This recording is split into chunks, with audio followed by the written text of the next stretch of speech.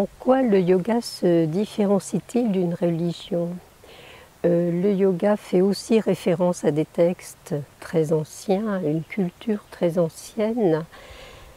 En quoi est-il encore universel et nous apporte-t-il une parole vivante? Il est très important de savoir se situer le yoga et la religion.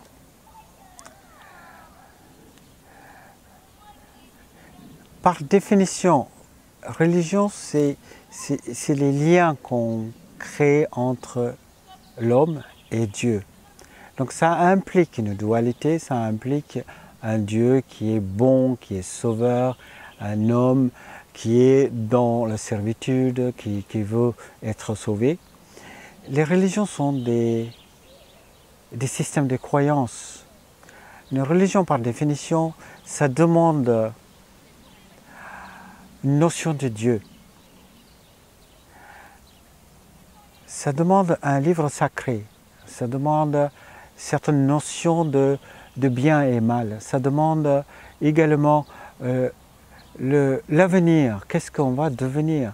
Donc, par définition, la religion, c'est un système à l'intérieur qu'on peut fonctionner. Certainement, on peut fonctionner plus ou moins bien tant qu'il n'y a pas d'autre religion, tant qu'il n'y a pas d'autre Dieu. Il est très compliqué pour une religion de savoir qu'il y a une autre religion, il y a un autre Dieu et qu'il y a un autre mode de regarder les choses. Donc les religions, ça divise. Le yoga, c'est juste le contraire. Le yoga, c'est unification. Le yoga cherche comment on peut réparer les fractures, les séparations, les fragmentations, les isolements de l'individu. Donc la réponse n'est pas un système de croyances où il n'y a pas aucune notion de Dieu, qu'on doit croire ou un Dieu qui nous regarde, il n'y a pas ça. Dans le yoga, ce qui est agréable, nous restons dans la simplicité.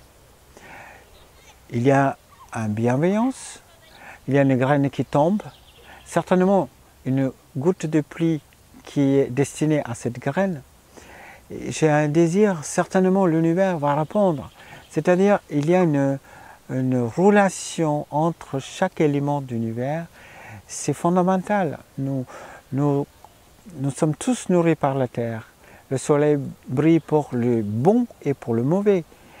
C'est-à-dire, il y a une autre notion, c'est la neutralité. Le yoga n'est pas basé sur un jugement de bien et mal. Le yoga, c'est pour tout le monde. Simplement, nous devons appliquer les principes dans le quotidien, les pratiques quotidiennes qui vont transformer l'individu pour qu'il ait plus de lumière, pour que lui-même il voit clair.